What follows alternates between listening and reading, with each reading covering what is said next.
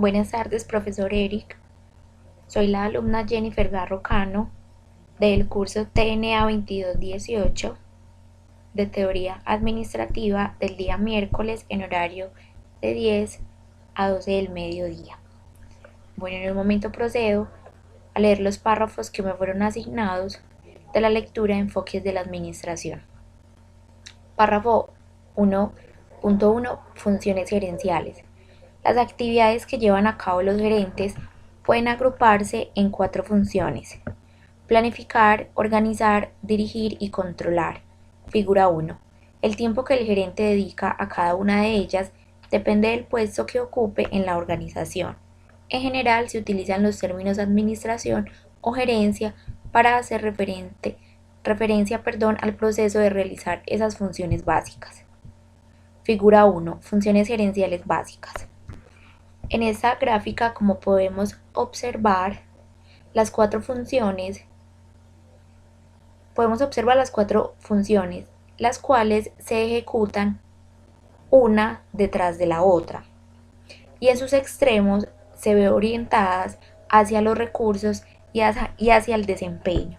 En los recursos está la tierra, el trabajo, capital y conocimiento, y en el desempeño por medio de su eficiencia y su eficacia.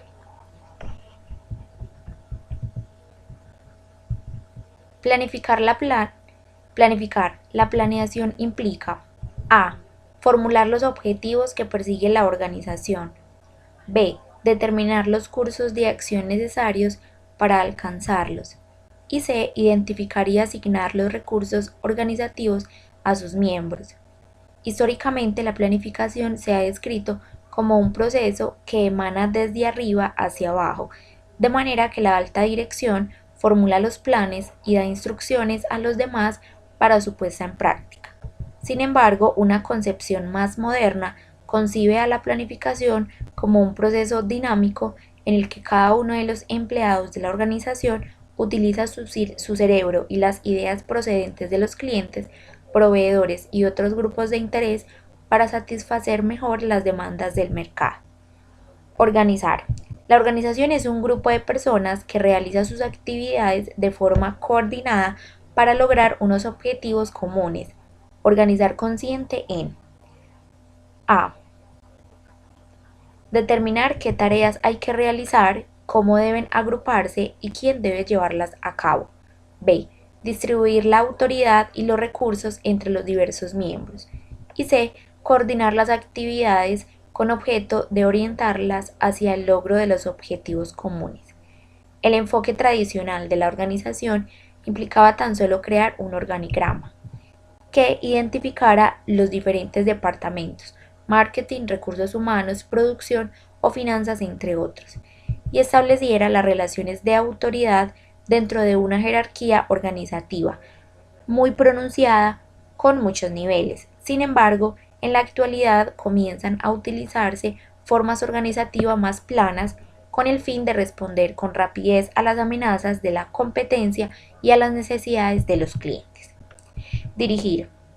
Una organización consiste en orientar la actuación de cada individuo para hacerla converger con las de los demás, eliminando o reduciendo lo que se ha denominado variabilidad espontánea de la conducta individual.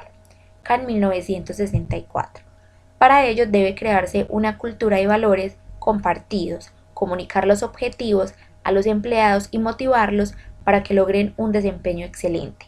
Se trata de aspectos especialmente importantes en el actual entorno económico caracterizado por una elevada incertidumbre, el dinamismo de la tecnología, la globalización de los mercados y una creciente diversidad de la fuerza de trabajo. En el pasado, la dirección se identificaba con el uso del poder y la aplicación de premios, penalizaciones en el logro de los objetivos. Hoy en día, ya no se trata tan solo de supervisar a los empleados para que ejecuten eficientemente el trabajo asignado, sino de movilizarlos para que contribuyan con sus ideas al logro de los objetivos de la organización. Controlar. El control consiste en evaluar el desempeño de una organización y adoptar las medidas correctivas necesarias. Este proceso incluye incluye desde siempre las actividades. A. Establecer estándares de desempeño. B. Medir el desempeño actual en relación con esos estándares. C. Realizar acciones correctivas para eliminar las desviaciones. Y D. Ajustar los estándares en caso de ser necesario. En la actualidad, la evaluación del desempeño se está desplazando desde los resultados hasta el comportamiento. Un vendedor no solo debe aumentar el número de unidades vendidas, sino que también debe dedicar el tiempo suficiente a las relaciones con los clientes con objeto de detectar sus necesidades futuras.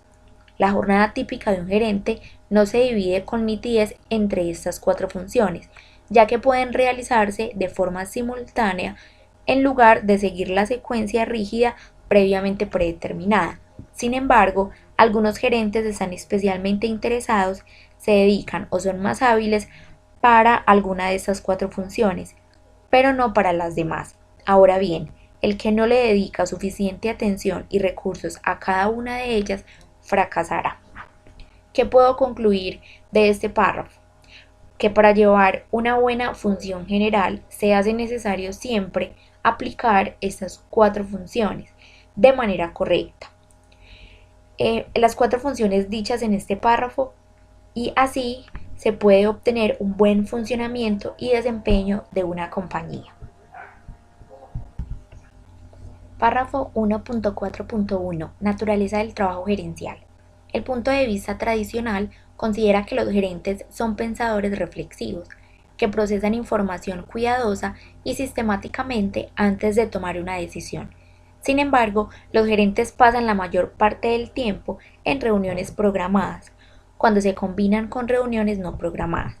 Esta actividad suponía casi el 70% de su jornada laboral. Mintzberg, 1973. Como muestra la figura 9.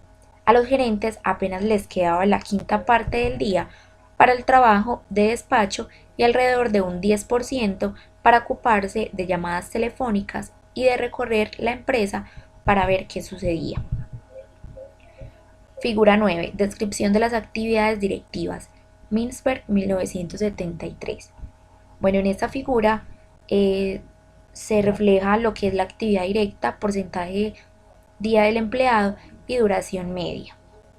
En esta figura se refleja claramente lo descrito en la información anterior, evidenciándolo en porcentaje y tiempo laboral invertido desde la parte gerencial.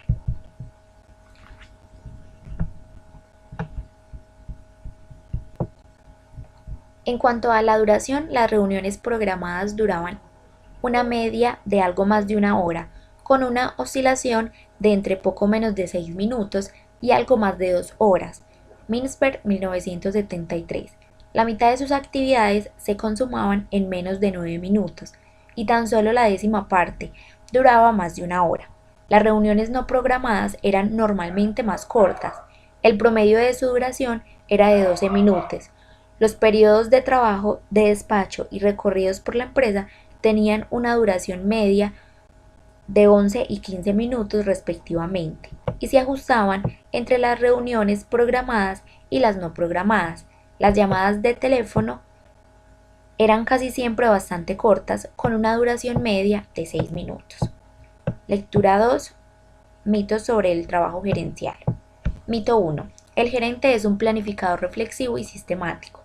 En la realidad, los gerentes trabajan en un ritmo agotador. Sus actividades se caracterizan por la brevedad, la diversidad y la discontinuidad. El gerente es mucho más aficionado a la acción que a la reflexión. No dedica más de 9 minutos a una tarea y solo el 10% de sus actividades exige más de una hora para completarse. Mito 2. El gerente dedica mucho tiempo a planificar y a delegar y menos a ver a sus clientes y emprender negociaciones. En la realidad, los gerentes sienten la obligación de dedicarse a actividades habituales, incluidos rituales y ceremonias, y actividades de procedimientos de la información, que comunican a la organización con su entorno. Aunque muchas de las actividades de los gerentes son insignificantes y absurdas, ellos asumen la obligación de hacer todo lo que su puesto requiere, incluso cuando otros podrían llevarlas a cabo con facilidad. Mito 3. El gerente necesita y utiliza información global, la que mejor puede proporcionar un sistema de información a la dirección. En la realidad, los gerentes prefieren los canales de comunicación orales o la información que se obtiene con rapidez, por lo general mediante llamadas telefónicas y reuniones. Mito 4. La administración de empresas es ya o le falta poco para ser una ciencia y una profesión. En la realidad, la mayor parte de lo que el gerente hace está bien guardado dentro de su cerebro. La intuición y el discernimiento se relacionan más con la administración que con los datos concretos, los hechos, objetivos y la ciencia precisa. Fuente: Mintzberg H. 1975. El trabajo de los gerentes es rápido y requiere mucha energía. Las presiones y exigencias sobre el gerente pueden ser intensas. Lo habitual son los días de trabajo con horarios apretados, los viajes pesados y las semanas laborales de 50 o más horas. Las crisis más graves se resuelven en 3 eventos frívolos. Un descanso verdadero es un lujo. El café se toma sobre la marcha y con frecuencia el almuerzo se realiza durante reuniones con otros gerentes, socios, representantes de la comunidad o funcionarios del gobierno. Algunas características definen los grandes problemas de los gerentes. A. Escasa disponibilidad de tiempo para la reflexión por las constantes interrupciones que sufren. B. Manejo de varios problemas a la vez, fragmentación. Y C. Toma de decisiones instantáneas, brevedad. Ello les obliga a apoyarse en la experiencia adquirida a lo largo de su carrera. En suma, a nadie sorprende que muchos gerentes digan que hacen bien su trabajo, si atinan en la toma de decisiones solo la mitad de las veces. Mintzberg, 1973. Párrafo 2.3. Teoría burocrática. La burocracia es un diseño organizativo racional que persigue maximizar la eficiencia. Max Weber, 1864-1920, un historiador social alemán, fue el impulsor de la teoría burocrática, llamada así porque se apoya en el estudio de la burocracia gubernamental de Alemania. Este investigador abordó el problema de las organizaciones en su trabajo, The Theory of Social and Economic Organization, publicado en 1921 en alemán. Se tradujo y publicó en los Estados Unidos en 1947. Weber no escribía desde el punto de vista de un gerente, sino de un intelectual interesado en los problemas sociales y económicos que enfrentaba la sociedad, además de contribuir de manera notable al pensamiento económico, social y administrativo. Fue uno de los fundadores de la sociología moderna. En palabras de Weber, 1947, el tipo ideal de burocracia es una construcción conceptual realizada a partir de ciertos elementos empíricos que se agrupan de forma lógica, precisa y consistente, aunque en su pureza ideal no se encuentra nunca en la realidad. Los siguientes rasgos explican la eficiencia en las organizaciones burocráticas. Figura 10. 1. División del trabajo basada en la especialización. Los oficios se dividen en tareas sencillas y se asigna a cada una de ellas un trabajador capacitado para cumplirla. 2. Una jerarquía de autoridad, el derecho a tomar decisiones, bien definida. La autoridad viene dada por la posición que ocupa el gerente en la jerarquía y aumenta a medida que se asciende a un nivel superior.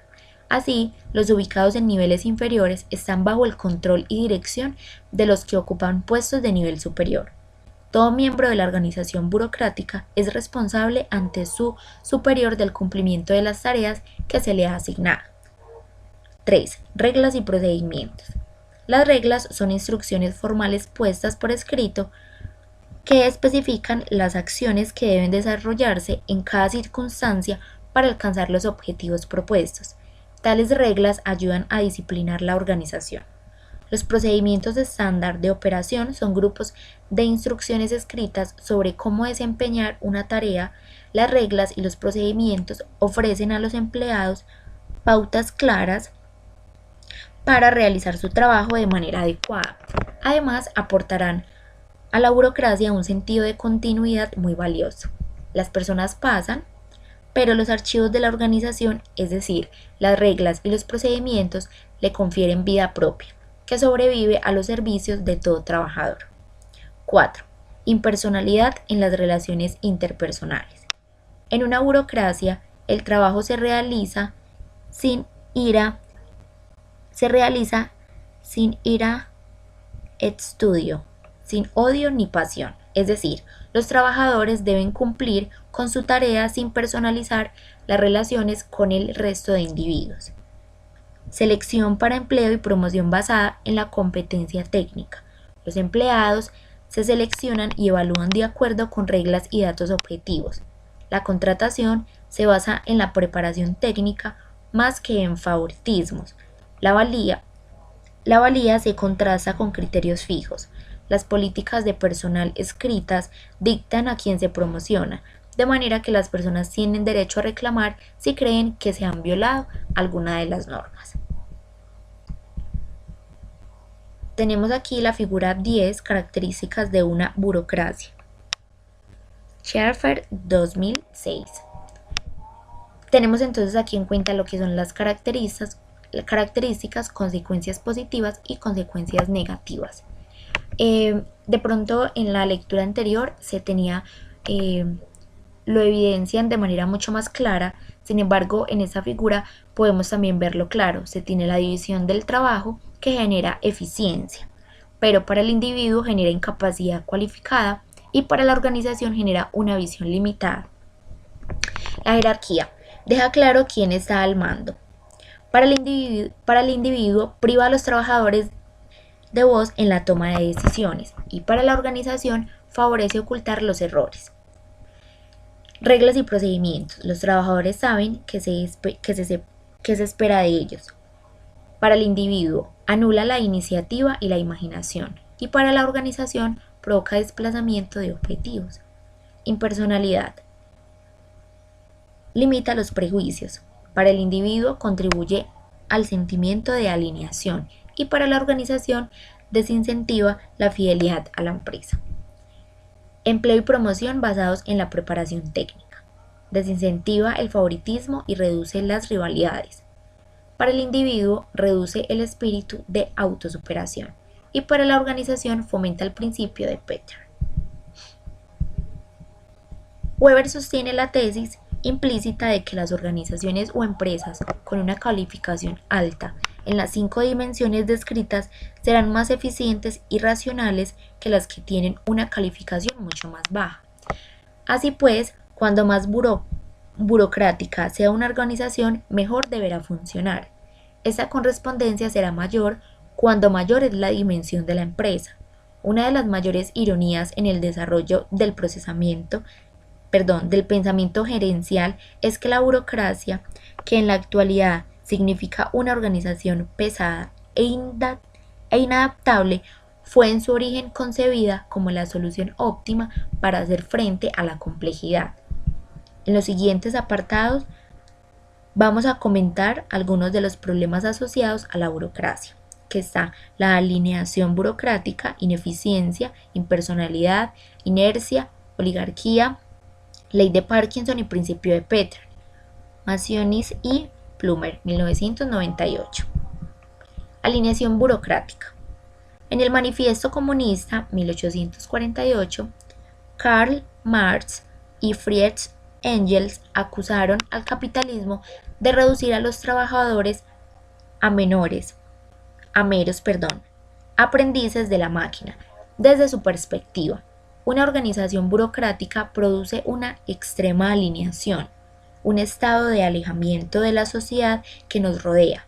Marx defendió que asignar a los trabajadores tareas muy simples debilita su seguridad laboral ya que resulta fácil formar a nuevos trabajadores que los sustituyan. Puck, 1966, puntualizó que el enfoque burocrático no tiene en cuenta al individuo y sus motivaciones en relación con la organización, al considerarlo programado dentro de comportamientos organizativos claramente definidos. Por otra parte, la división del trabajo en ciertos casos puede llevar a la incapacidad cualificada. Los trabajadores se especializan tanto que se convierten en ángulos muertos desde los que no se perciben problemas evidentes. Lo que es aún peor, podría dejar de importarles lo que ocurre en el departamento contiguo.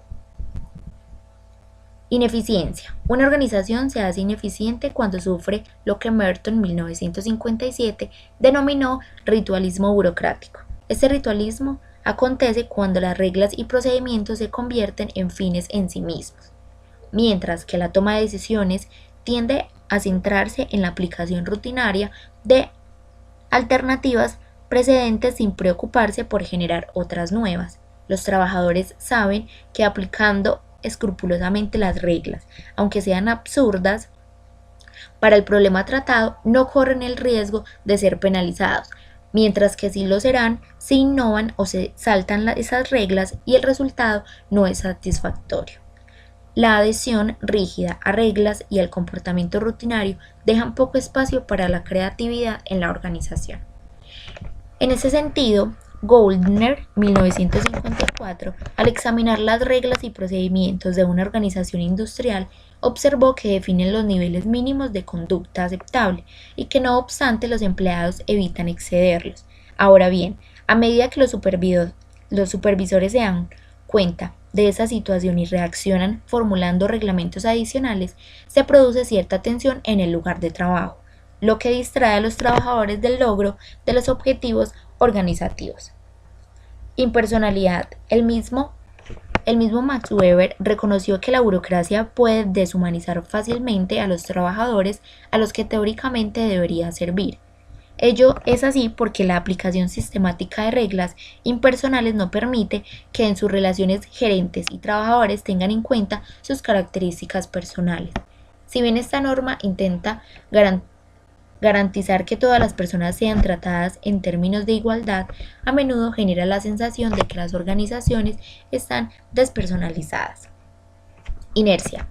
Una vez establecida, la burocracia es una de las estructuras sociales más difíciles de desmantelar. La inercia se refiere a la tendencia de una organización burocrática a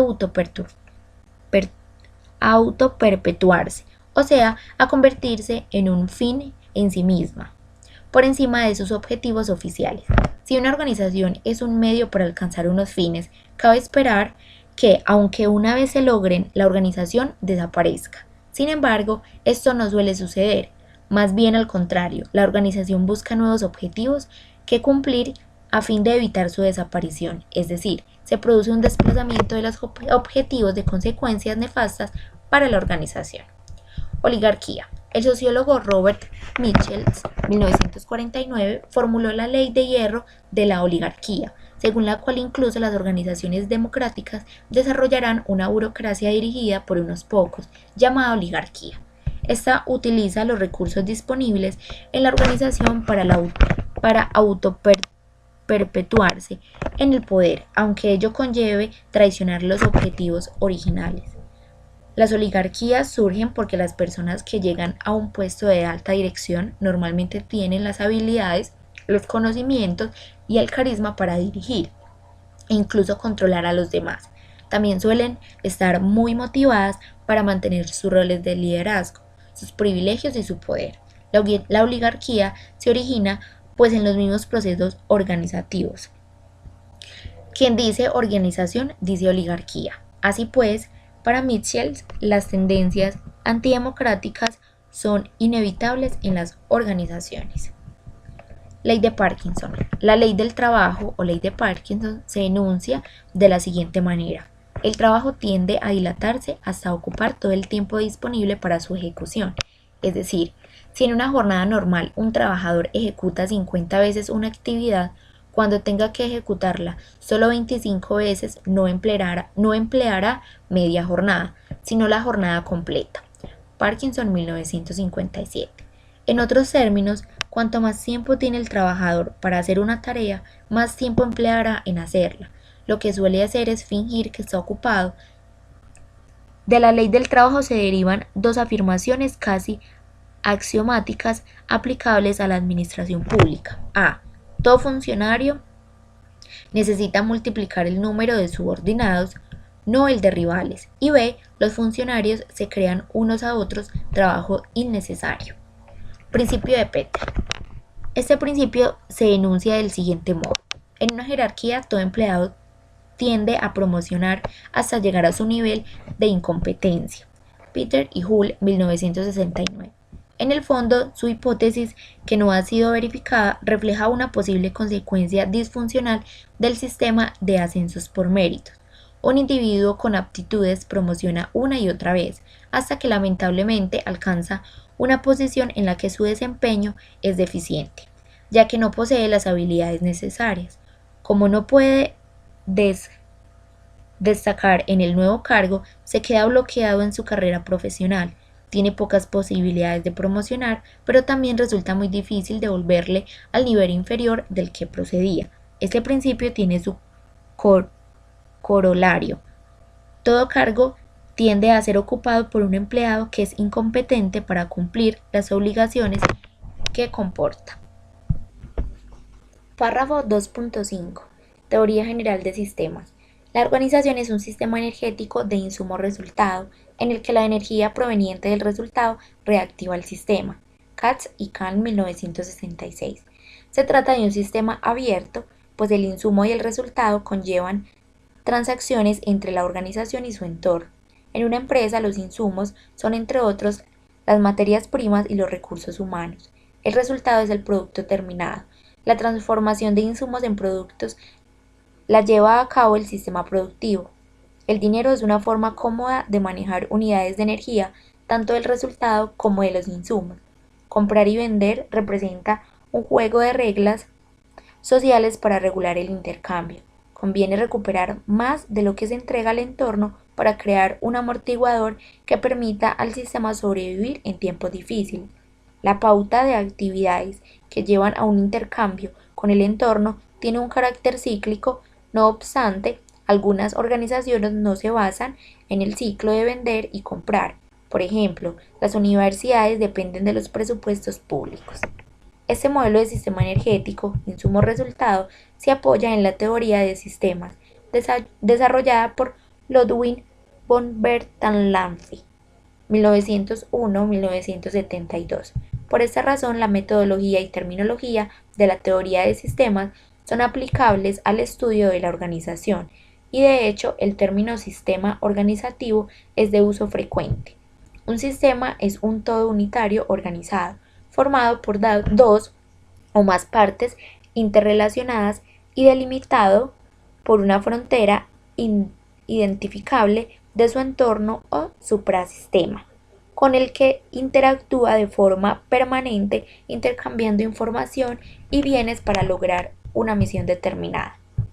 La teoría de sistemas resulta particularmente eficaz porque considera básicamente los problemas de relaciones, estructura e independencia de los componentes que configuran el sistema, más que los atributos permanecientes que estos poseen. Katz y Kahn, 1966. Su aplicación de la organización es importante, al menos por dos razones. A. Resalta el hecho de que las componentes sociales y técnicos de la organización están estrechamente relacionados entre sí, por lo que cualquier cambio en uno de ellos afecta a los demás. Y B. Destaca la interdependencia entre la organización y el entorno donde realiza su actividad. A continuación se resumen las características y los elementos constitutivos más importantes de la organización, entendida esta como un sistema abierto. Entorno por definición.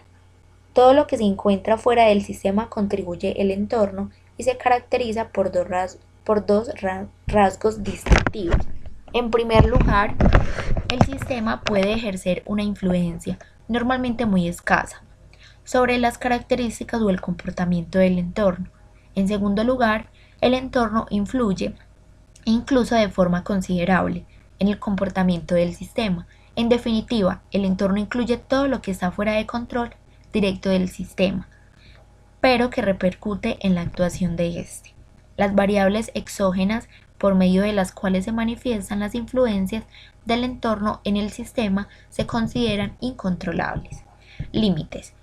Todo sistema tiene una frontera o límite que lo separa de su entorno, estableciendo por tanto el dominio de sus actividades. Las variables endógenas se emplean para describir el funcionamiento interno de un sistema y en cierto grado el responsable del sistema las tiene bajo control. El concepto de límite ayuda a entender la distinción entre sistemas cerrados y abiertos.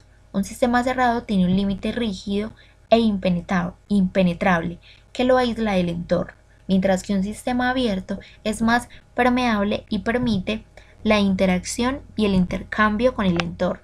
Ahora bien, los conceptos del sistema cerrados o abiertos son difíciles de entender en términos absolutos.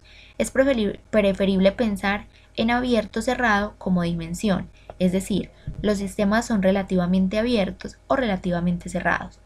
Katz y Rosenzweig, 1972. Un sistema se va cerrando a medida que produce en su interior la parte del entorno con la que mantiene intercambios. En este sentido, los límites de un sistema abierto son frecuentemente muy flexibles y variables en el tiempo, de acuerdo con las actividades y funciones realizadas. Misión y objetivos. Todo sistema tiene una misión que lo prepara para el futuro, satisfaciendo las expectativas del propio sistema y del entorno. La misión, que se podría entender como un acuerdo implícito entre el sistema y su entorno que garantiza la supervivencia del primero. Los objetivos son los logros específicos que establece el sistema para progresar en el cumplimiento de la misión. Por otra parte, los sistemas organizativos, aunque solo sea porque están formados por individuos, tienen objetivos múltiples que conviene tener presentes para prevenir conflictos internos y lograr una orientación única en las actuaciones que se llevan a cabo. Transformación. En un sentido muy amplio, la transformación abarca cualquier tipo de cambio, la modificación o organización en los insumos que suponga creación de valor. Las empresas utilizan materias primas y mano de obra para fabricar su producto, y los ingresos obtenidos por las ventas del mismo se utilizan para obtener más materias primas, pagar a sus trabajadores y perpetuar el ciclo de las actividades.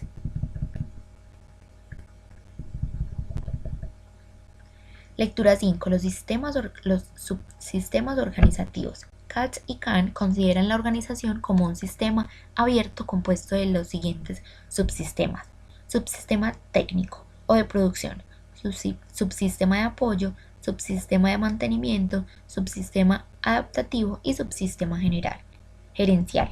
El subsistema técnico se refiere a los conocimientos necesarios para el desarrollo de las tareas, incluyendo las técnicas usadas para la transformación de insumos en productos.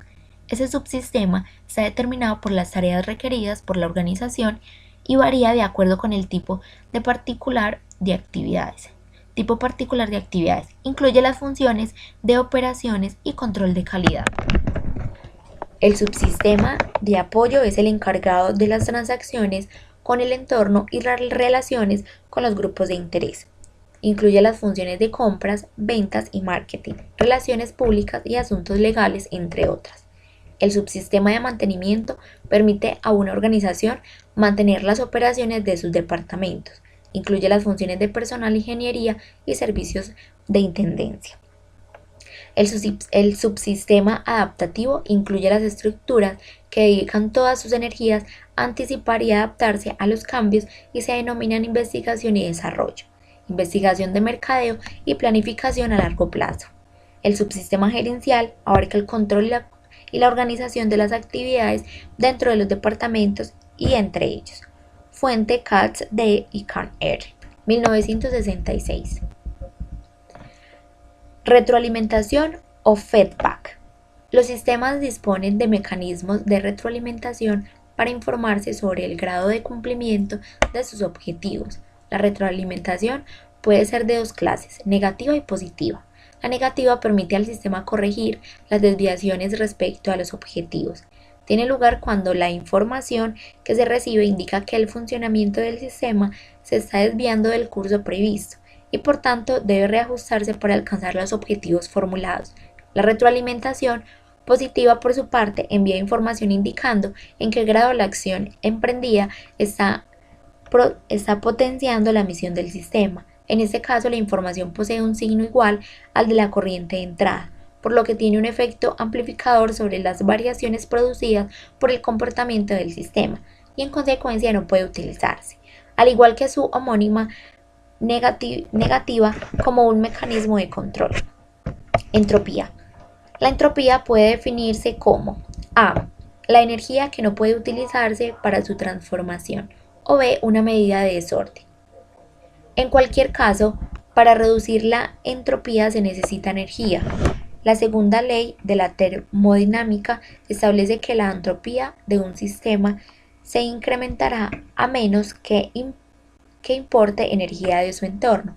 A medida que aumenta la entropía del sistema, la cantidad de energía que está a su disposición para transformarse se reduce, por lo que también disminuye su potencial de supervivencia.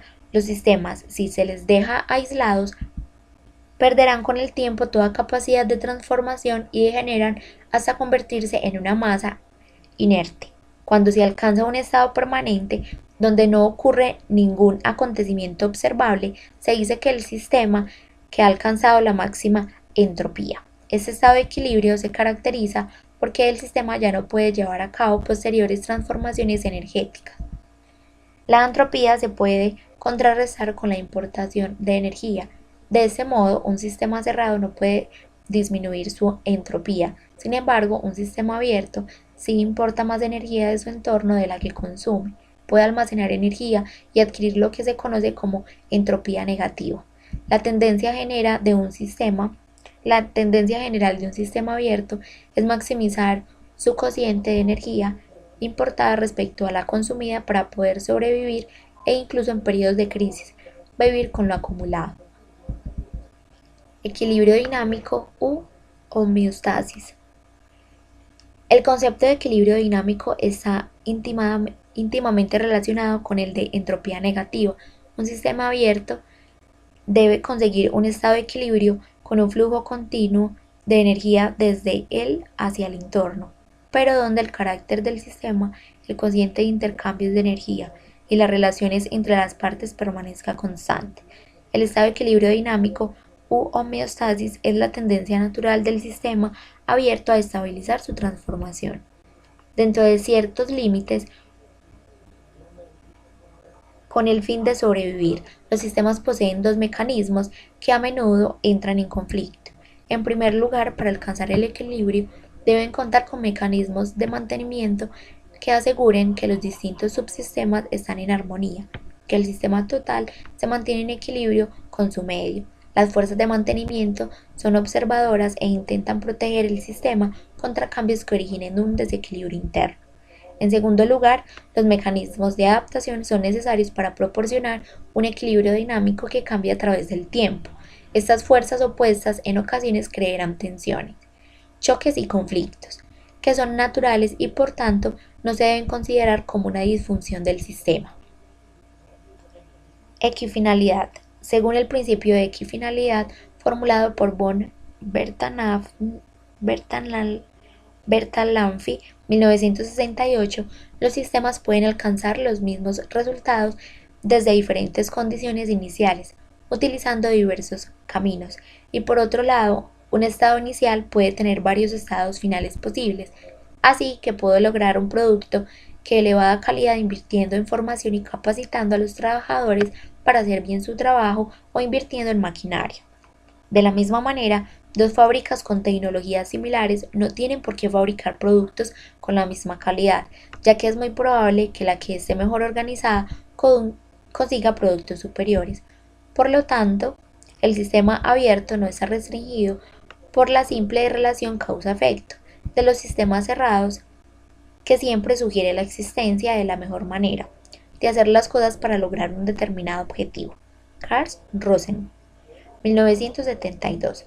Posiblemente bajo determinadas condiciones exista una forma correcta, aunque previamente deben establecerse esas condiciones. Diferenciación y jerarquía. Los sistemas abiertos y por tanto las organizaciones se dirigen hacia la diferenciación, lo que conlleva una multiplicación y complicación de los roles, especializándose aún más sus funciones.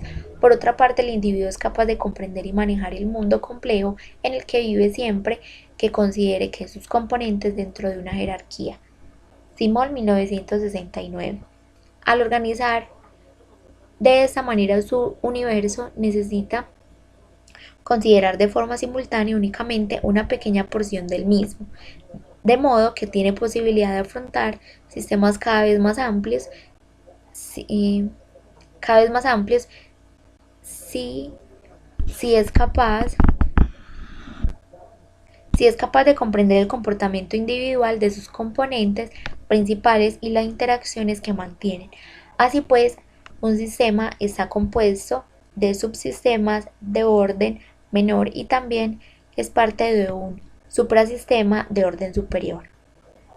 Los subsistemas de una jerarquía disfrutan de una doble funcionalidad. A. Actúan como un todo desde una perspectiva descendiente y B. como partes cuando se aplican un enfoque ascendente. Ello significa que son un todo en relación con sus partes y partes en relación con un todo. De este modo, una de las principales ventajas del análisis de sistemas se basa en que los sistemas complejos pueden descomponerse en sistemas más pequeños y por lo general más sencillos. No obstante, un problema relacionado se deriva a la dificultad para determinar en qué grado descomponer un sistema en subsistemas o componentes, en qué grado componer u organizar los sistemas en un sistema más complejo o suprasistema. Holismo o totalidad. El elemento identifica el todo con la suma de las partes. Por el contrario, el holismo supone que el sistema es un todo no dividido y únicamente puede explicarse como totalidad en su funcionamiento. El sistema manifiesta un comportamiento superior al de la suma de las partes. Desde esta perspectiva, la optimización separada de todos los subsistemas, uno de los principios del elementarismo, no garantiza el óptimo del sistema, ya que no tienen en cuenta los efectos ocasionados por las interacciones. Adquiere importancia el principio de suboptimización. La optimización de los objetos del sistema se obtiene suboptimizando los objetos de los subsistemas que lo contribuyen. Párrafo 4.1. Gestión de la calidad total.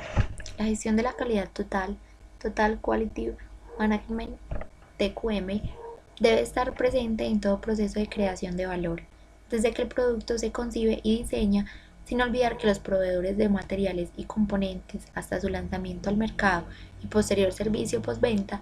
Las empresas que aplican la gestión de la calidad total hacen hincapié en estos 4 elementos. A. Apoyo de la alta dirección. B. Orientación al cliente. C. Mejora continua. Y D. Enfoque sistemático. Apoyo de la alta dirección.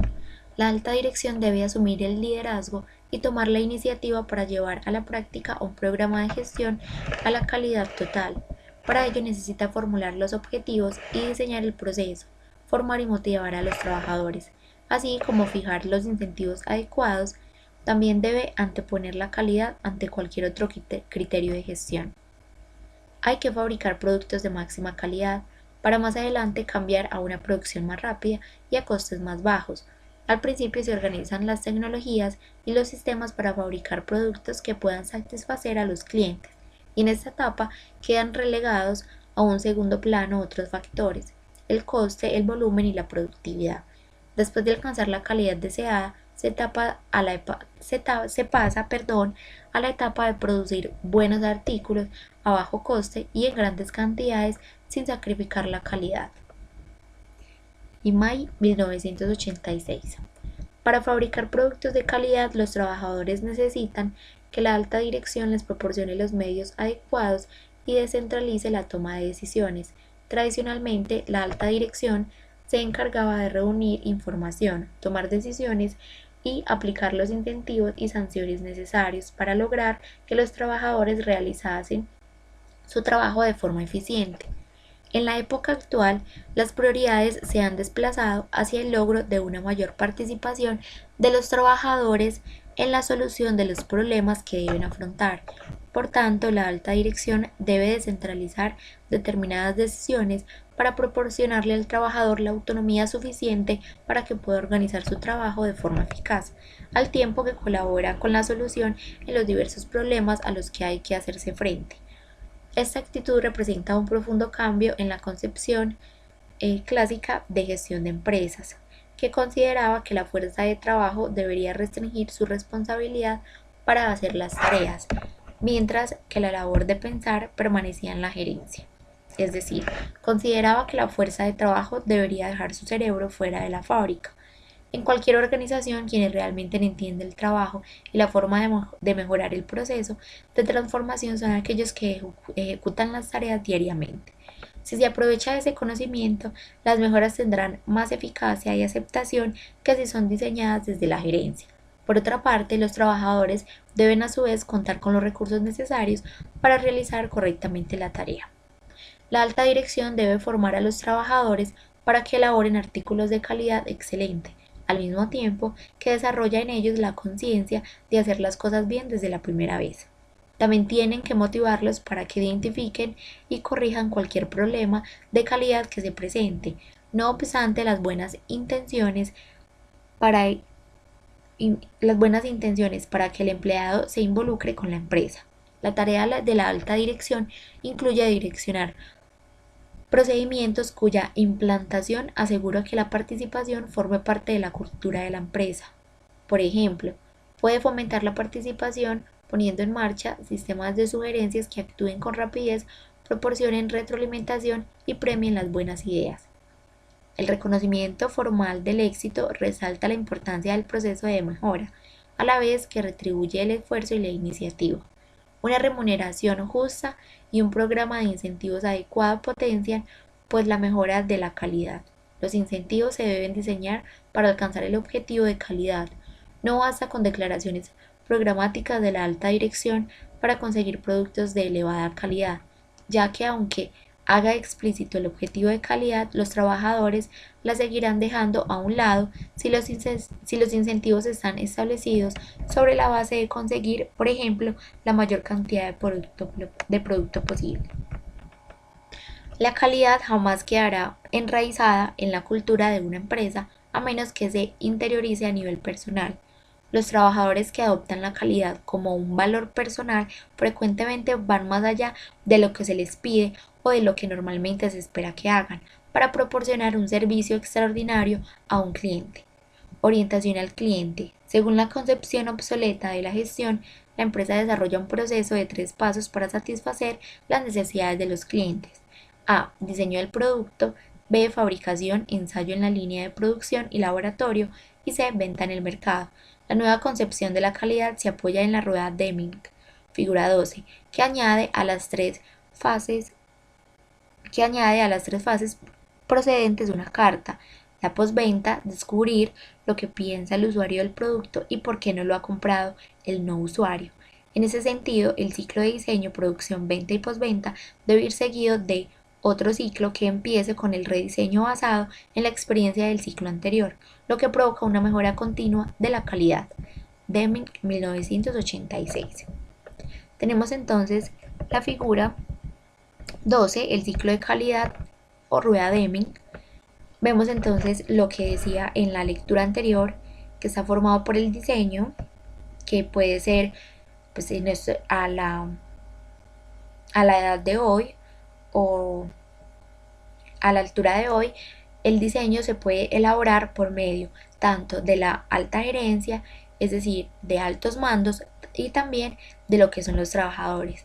Se procede entonces a la fabricación, venta, ensayo o postventa.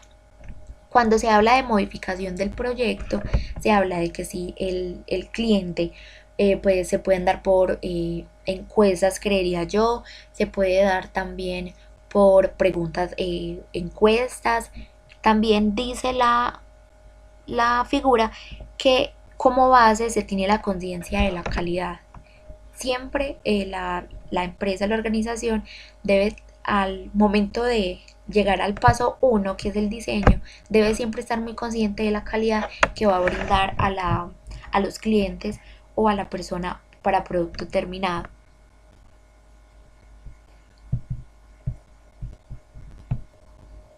Párrafo 1. Sistema de mercado. Analizar la compleja naturaleza del sistema económico es esencial para comprender el entorno bajo el cual operan las empresas. Específicamente, examinaremos el mercado, el mecanismo de precios y los grados de competencia.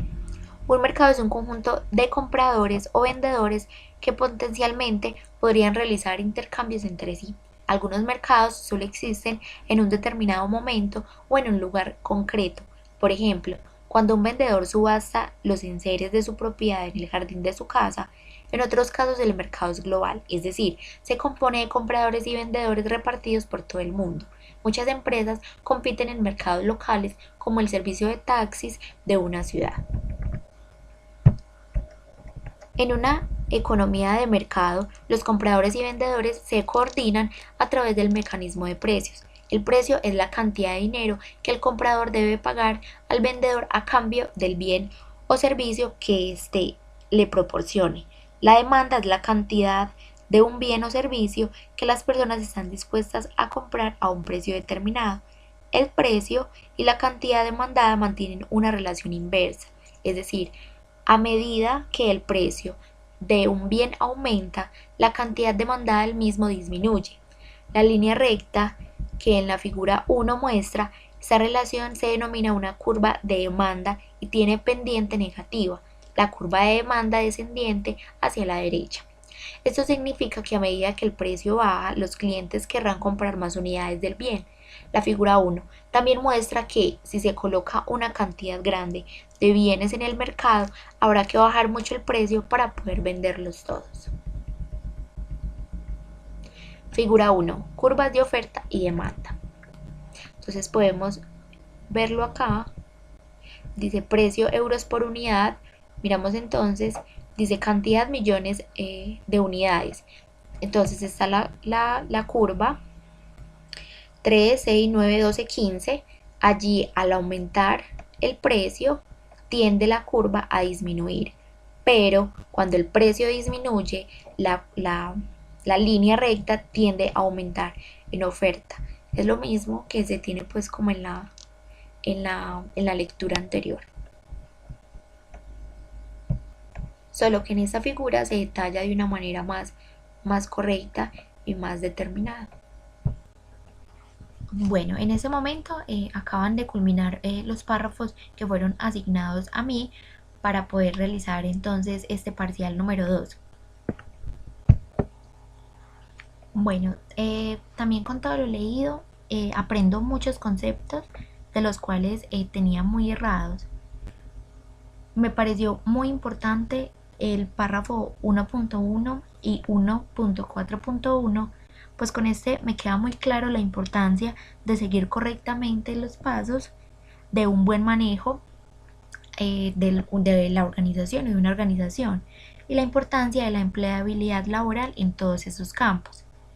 No desmerito los párrafos adicionales, pues todos componen un manual, por así decirlo, de un modelo muy competitivo y asertivo de una organización. Son muchas las teorías y pensamientos que se dan sobre la administración y del cómo manejarse. Sin embargo, pienso que aunque las jerarquías en el trabajo existan o en una organización, siempre el trabajo en equipo y la posibilidad de obtener ideas e imaginación de los trabajadores siempre dará un muy buen resultado a una compañía, adicionando, claro está, pues todos los conceptos adicionales lo que es el tiempo, lo que es la calidad, siempre el diseño, siempre la conciencia, personas también muy profesionales, pero también acompañado de un muy buen equipo. Muchas gracias.